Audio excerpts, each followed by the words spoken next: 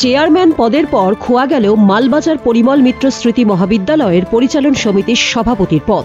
বিধানসভা নির্বাচনের আগে ফের কোণঠাসা মাল পুরসভার প্রাক্তন চেয়ারম্যান স্বপন সাহা। 1 বছর আগে মালবাজার পুরসভার চেয়ারম্যান পদ থেকে সরিয়ে দেওয়া হয় স্বপন সাহাকে। পাশাপাশি কোটি কোটি টাকার দুর্নীতির অভিযোগে দল থেকেও বহিষ্কার করা হয় তাকে। অবশেষে আরও এক পদ হারাতে হলো স্বপনকে। সোনাক্ষী, মশলা কোথায়?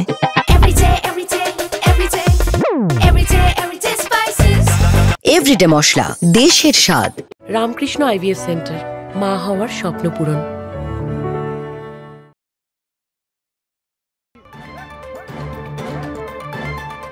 2011 সাল থেকে কলেজের গভর্নিং বডির সাধারণ সদস্য ছিলেন। 2015 সালে তিনি সভাপতির পদ পান। অক্টোবরের 17 তারিখে স্বাক্ষর করা উচ্চশিক্ষা দপ্তরের সরকারি নির্দেশিকায় পরিমল মিত্র স্মৃতি মহাবিদ্যালয়ের পরিচালন সমিতির সভাপতির দায়িত্ব দেওয়া হয়েছে মালবাজার আদর্শ বিদ্যা ভবনের পদার্থবিজ্ঞানের শিক্ষক উৎপল পালকে। দীর্ঘ 2 দশক ধরে আদর্শ বিদ্যা ভবনে শিক্ষকতার সঙ্গে যুক্ত তিনি।